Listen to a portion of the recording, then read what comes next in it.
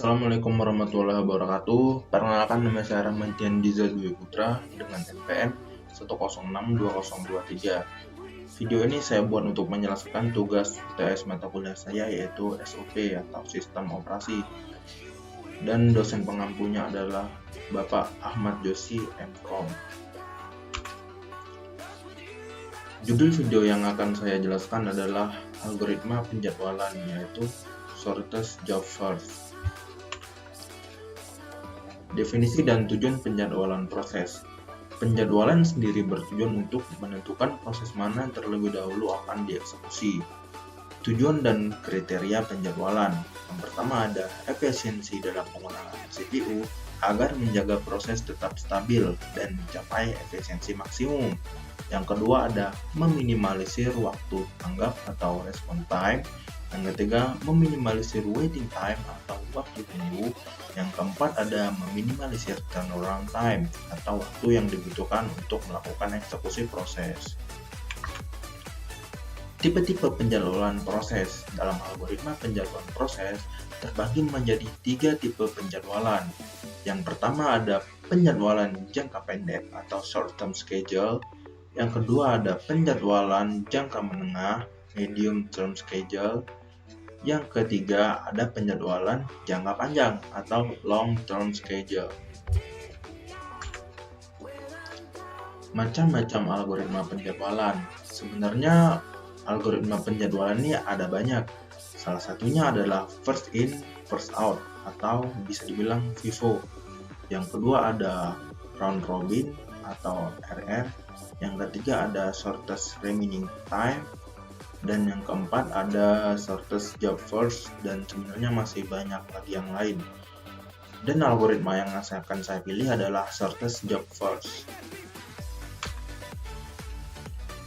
Apa itu shortest job first?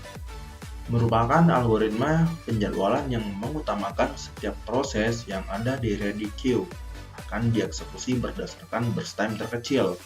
Hal ini menyebabkan waiting time yang pendek untuk setiap proses, dan waiting time rata-rata juga menjadi pendek, sehingga dapat dikatakan algoritma ini adalah algoritma yang optimal.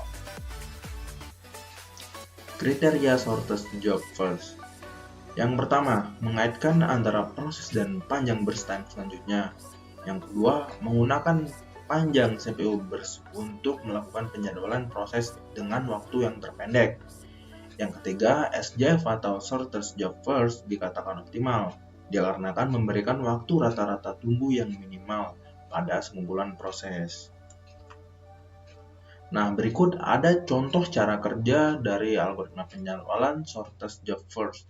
Nah, di sini bisa kita lihat ada sebuah proses.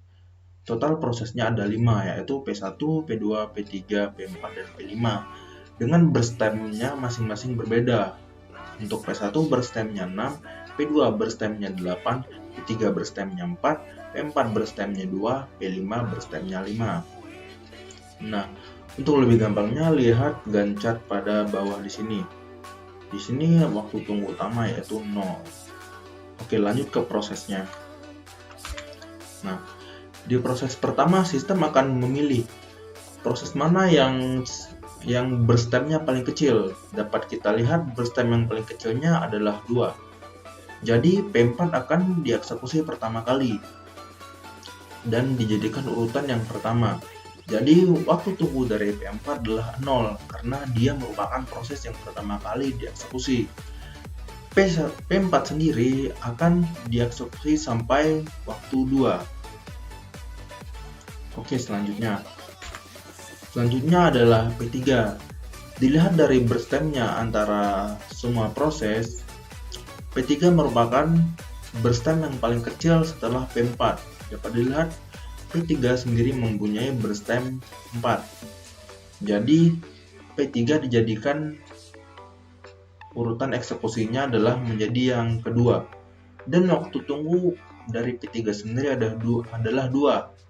Dikarenakan sebelum P3 masuk dan dilakukan eksekusi, P3 harus menunggu P4 dieksekusi terlebih dahulu, sehingga waktu tunggu dari P3 adalah 2.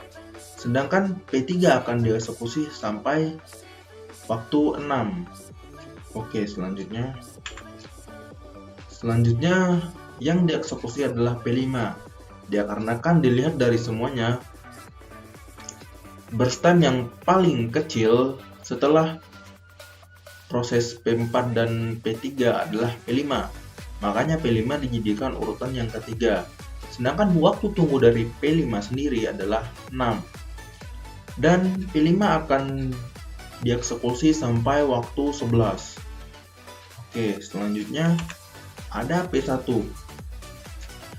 P1 dimasukkan menjadi urutan keempat dikarenakan dari burst time-nya adalah burst time yang terkecil setelah P4, P3, dan P5. Burst time dari P1 sendiri adalah burst time dari P1 sendiri adalah 6. Seperti yang kita lihat, burst time P2 lebih besar daripada P6. Jadi sistem akan mengeksekusi P1 terlebih dahulu. Sedangkan waktu tunggu dari P1 adalah 11. Dan P1 akan dieksekusi sampai waktu 17. Dan yang terakhir adalah P2.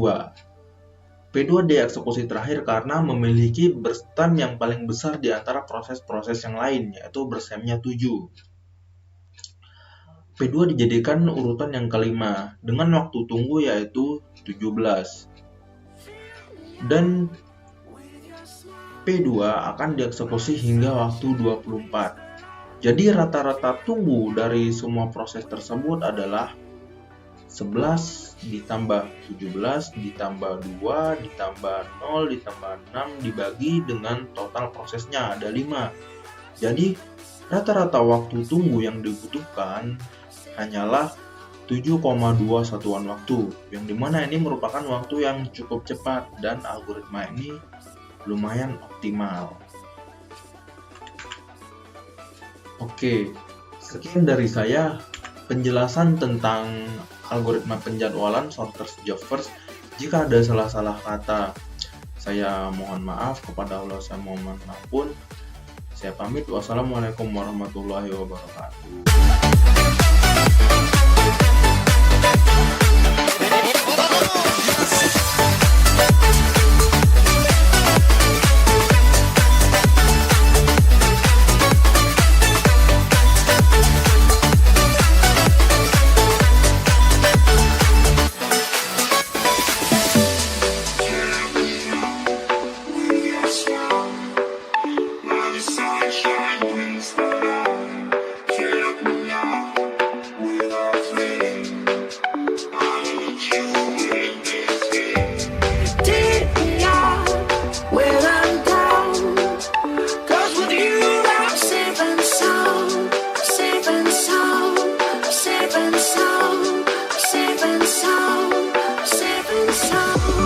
Saving sound.